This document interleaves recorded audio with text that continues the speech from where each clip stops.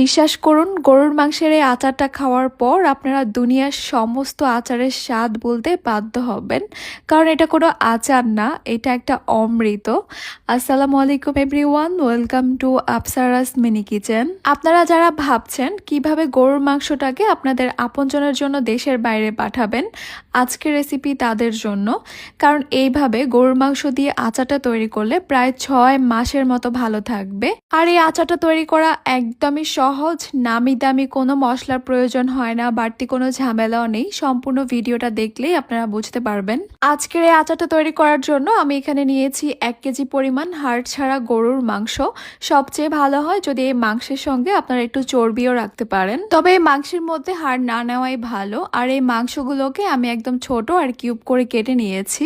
আচারের মাংসটা এভাবে কেটে নিলেই বেশি ভালো হয়। প্রথমেই এখানে দিয়ে দিচ্ছি আমি 1 টেবিল চামচ পরিমাণ রসুন বাটা, দিয়ে দিচ্ছি 1 টেবিল চামচ আদা বাটা, 2 চা চামচ দিয়ে দিচ্ছি জিরা গুঁড়া, দিয়ে দিচ্ছি 2 চা চামচ ধনিয়া গুঁড়া, গরম মশলা গুঁড়া দিয়ে দিচ্ছি 2 চা চামচ, কালো গোলমরিচের গুঁড়া দিয়ে দিব 1/2 চা চামচ, দিয়ে দিব 1 চা চামচ লবণ। লবণের পরিমাণটা এখনই বেশি করে দিব না, কারণ এই মাংসটা অনেকটাই শুকিয়ে যাবে, তখন কিন্তু লবণের পরিমাণটা বেশি হয়ে যেতে পারে।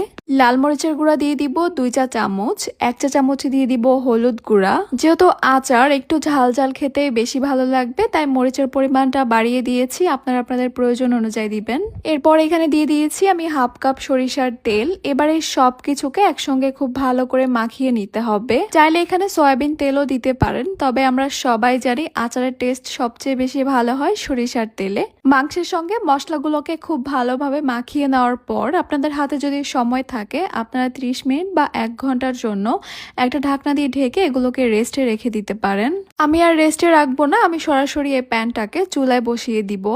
গরুর মাংসের এই আচারটা বানানোর সময় শুরু থেকে শেষ পর্যন্ত কোথাও কিন্তু কোনো পানির ব্যবহার হবে না, আর সেই জন্যই কিন্তু চুলা হিটটা শুরু থেকে শেষ পর্যন্ত থাকবে একদম লোতে। মাংসগুলোকে কিছুক্ষণ নেড়ে চেড়ে জাল করে নিয়েছি। এবার একটা ঢাকনা দিয়ে ঢেকে দিব প্রায় 10 মিনিটের মতো। এইভাবে ঢেকে জাল করে নেওয়ার পর এবার আমি ঢাকনাটা তুলে নিচ্ছি। আর এখন দেখতে পাচ্ছেন মাংসের মধ্যে থেকে কিন্তু অনেকটাই পানি উঠেছে। যেহেতু এখানে এক্সট্রা করে কোনো পানি দিব না, তাই এই পানিটার মধ্যেই কিন্তু আমাদেরকে মাংসগুলো সিদ্ধ করে নিতে হবে 80%-এর মতো।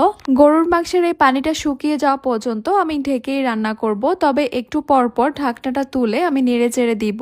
আমি প্রায় 40 থেকে 50 মিনিট পর্যন্ত এইভাবেই ঢেকে রান্না করেছি। আর এখন দেখতে পাচ্ছেন সমস্ত পানি কিন্তু শুকিয়ে গেছে। মাংসগুলো কিন্তু 80%-এর মতো সিদ্ধ হয়ে গেছে, সমস্ত পানি শুকিয়ে গেছে, কালারটাও কিন্তু খুবই সুন্দরভাবে চেঞ্জ হয়ে গেছে।